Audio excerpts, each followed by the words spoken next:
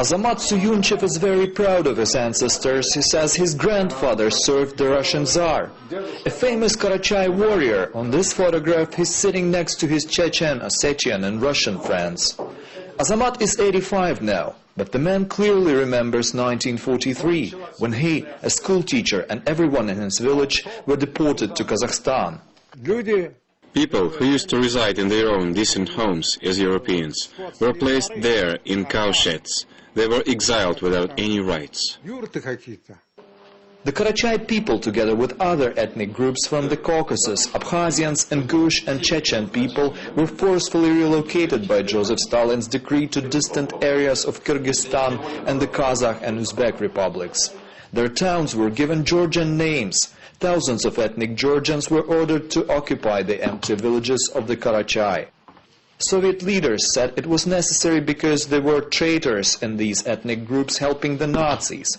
But historians say this is not the only reason. They say Joseph Stalin, who was born in Georgia, wanted to clear new territories for his homeland. This map of the so-called Great Georgia is the proof.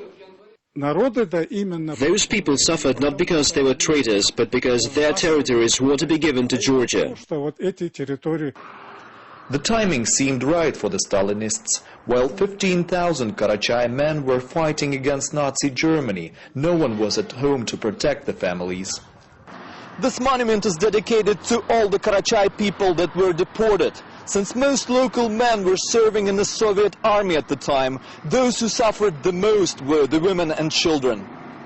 More than 22,000 children did not survive the harsh living conditions in the desert. Almost every Karachay family lost loved ones. Magomed Baychorov is a foreign language student at the Karachay-Cherkess State University.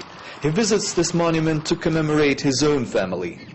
My grandmother also was there in the Middle Asia, and she saw everything they had to pass through, and it was terrible.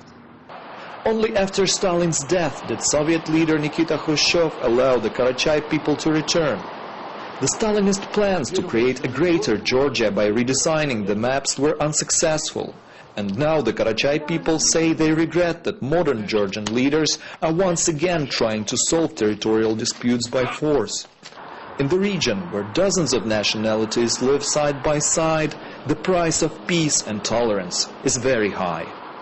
Denis Bolotsky, RT, Karachay-Cherkess Republic. And let's now take a look at some other stories making news around the globe. 2 death row inmates have been executed in Japan.